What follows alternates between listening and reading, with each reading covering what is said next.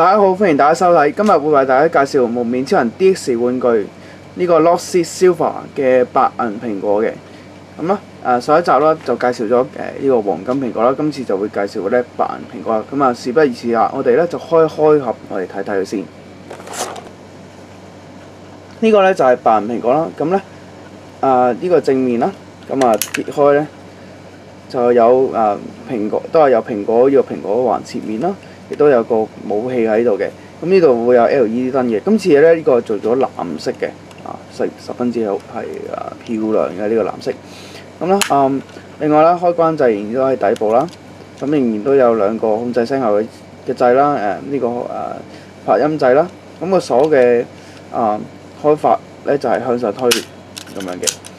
咁啦，我哋而家先開咗佢先。咁啦，至於啦，佢嗰個我哋唔變身就咁撳個發聲掣咧，都係開閂嗰個裂縫嘅聲音。咁咧，如果想聽嗰個聲咧，咁就可以睇翻我金蘋果嗰個啦。咁喺呢條片咧，我就唔會做噶啦。